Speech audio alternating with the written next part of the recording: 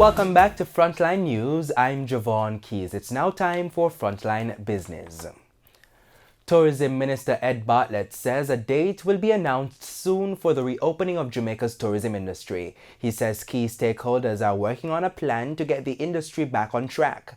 The hoteliers, the airlines, the travel agents, and the attractions, we've established perhaps one of the strongest team ever assembled for the business of building the tourism fabric in our country.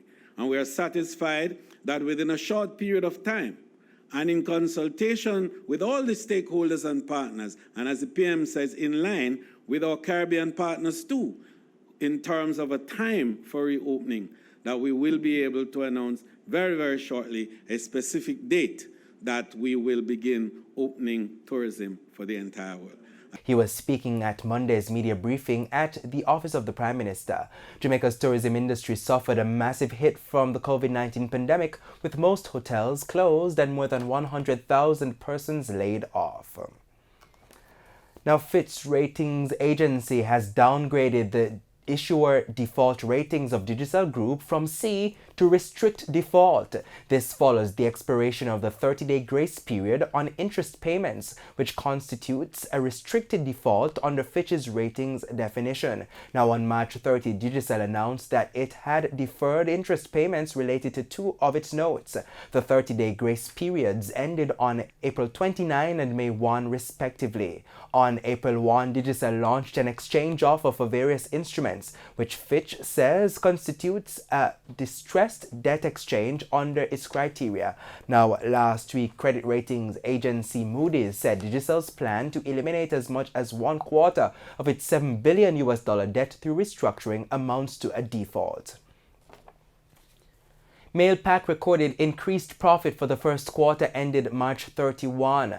Net income came in at $101.9 million, up from $86.2 million last year. Now, Mailpac says the amalgamation of Mailpac Services and Mailpac Local achieved operating efficiencies. However, Mailpac noted that towards the end of the quarter, the rapid spread of COVID-19 led to lower consumer confidence and limitation on consumer movements, which had varied impacts on its e-commerce platform. Now on to stocks. In Tuesday's trading session, the JC Combined Index advanced by 1,253 points to close at just under 400,000 units. Overall market activity resulted from trading in 75 stocks, of which 41 advanced, 26 declined, and 8 traded firm. Now, the Junior Market Index advanced by 45 points to close at over 2,000 units, and the stocks which advanced today were 138 Student Living Jamaica, AMG Packaging and Paper Company, Blue Power Group, CAC 2000, and Cargo Handlers. Stocks declined for Barita Investments, Caribbean Producers Jamaica, Pereira's, and Consolidated Bakeries, as well as Everything Fresh. Trading firm were 1834 Investments, Caribbean Assurance Brokers, Siboney Group, G West Corporation, and Indies Pharma Jamaica.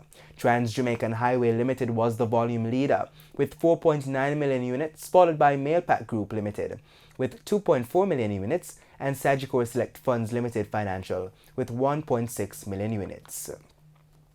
And now the foreign exchange.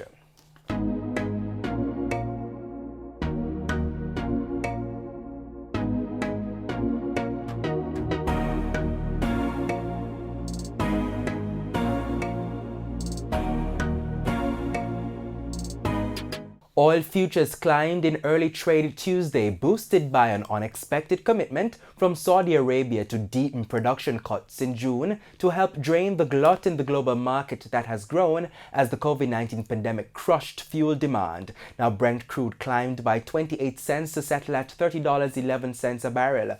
West Texas Intermediate rose 24 cents to settle at $24.38 a barrel. And that's it for Frontline Business. I'm Javon Keys, wishing you pleasant viewing.